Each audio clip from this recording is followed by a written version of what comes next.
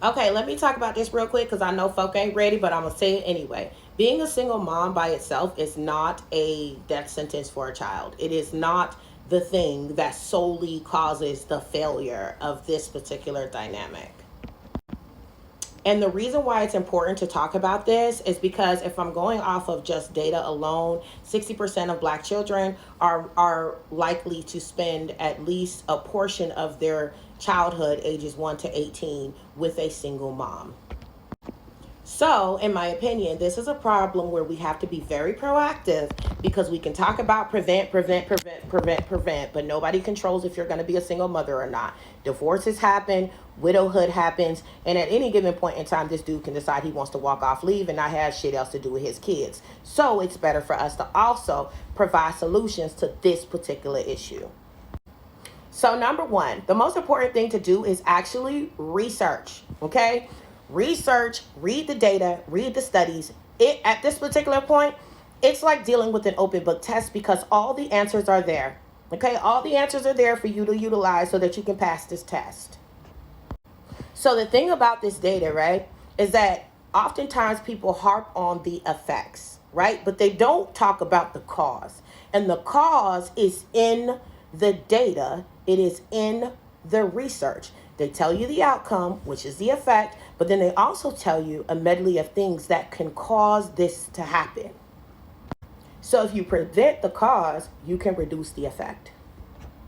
There's this one particular study that I talk about all the time. It's called "Are Two Parents Always Better Than One?" This actually researches like high conflict parents, low conflict parents, medium conflict parents, single mothers, stepfathers, like all the different dynamics and stuff in between. There's also one that is specifically about causes of mental disorders in children. Okay, and that also is based on two-parent homes and shows how two-parent homes can have these various different things of toxicity as well that can produce these negative outcomes too.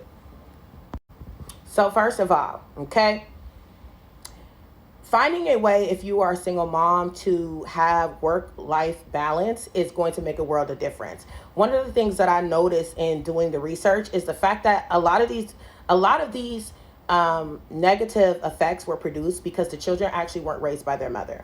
Okay, because the mother had to work two, three jobs, had a bunch of different other stuff going on. These children were literally raising themselves. Okay, so finding a way for you to be able to provide for your children as well as you being hands on with your children can make a world of difference. Also, higher levels of education. Mothers with higher levels of education are more likely to produce academically stronger children. Okay? They're more likely to do things like read with the children. They're more likely to choose academically based activities for the children, take them to museums, take them to various different festivals, reading time at libraries, things like that. They're more inclined to put a focus and emphasis on education and academics and more inclined to be supportive and helpful in those activities. There's also some research that indicates that things like intelligence are actually inheritable genetic traits. So, smarter moms can produce smarter children. Two, understanding the way that socioeconomics plays a part in parenting is very important. So finding a way to, even though it's going to be very difficult for Black women, socioeconomic, issues, economic alienation, systemic oppression, things like that are definitely going to be a factor. But finding a way for you to be able to financially provide sufficiently for your children, which could offset the effects of financial issues and things like that, or just being mindful of it mentally that this is a situation and then finding healthier ways to cope with that can decrease higher levels of aggression in parenting, can increase higher levels of mindfulness, empathy, compassion, etc., for your children. Okay, understanding that when you have a stressful situation going on, that you have developed a healthier coping skill for you to deal with that effect rather than offsetting and offloading that effect on the child can make a world of difference. Teaching children mindfulness, empathy, compassion, etc., for themselves with your positive role modeling of this can make a world of difference. Addressing the father wound.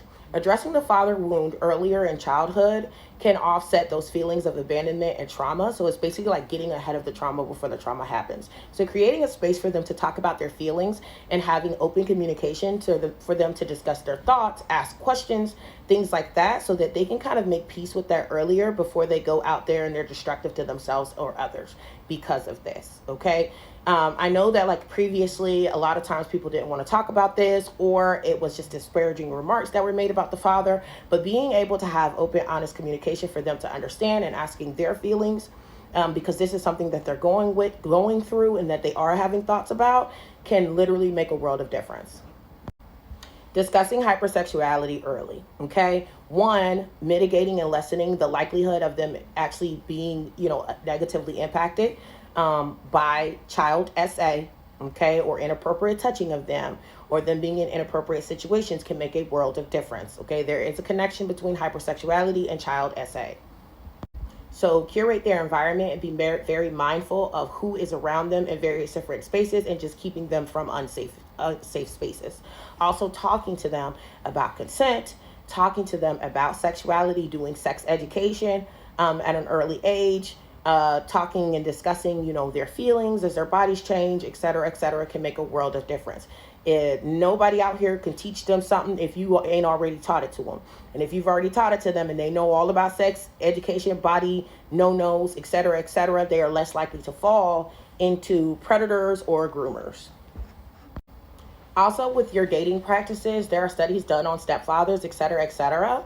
Choosing the correct stepfather is extremely pivotal. Because when you look at the data and research on stepfathers, okay, so what they found is that when a stepfather comes into the picture, it decreases the parenting engagement of the biological father, it decreases the parenting engagement of the biological mother, and stepfathers are less likely to emotionally invest in the child, more likely to distribute higher and more severe levels of discipline towards the child, and also not really invest real paternal effort into them. So when these situations arise, if you're not mindful of this can lead to the child losing basically their entire support system, which could then lead to them raising themselves and also having negative feelings because they feel like they lost their mom, they lost their dad, if there was a dad that was giving some kind of interaction towards them, and they're dealing with this guy who's in here terrorizing them. Okay, so be mindful of that. And again, like I said, why this is important to discuss is because you can move heaven and hell and earth, and you could still end up being a single mom. So the best thing to do in order to solve these community issues is to learn that you actually can beat this system, that you can beat it. You can beat it with education, you can beat it with knowledge, you can beat it with information. Read the studies, okay? Read the studies, pay attention to the causes of these outcomes, and then don't do it. Okay? It's very simple.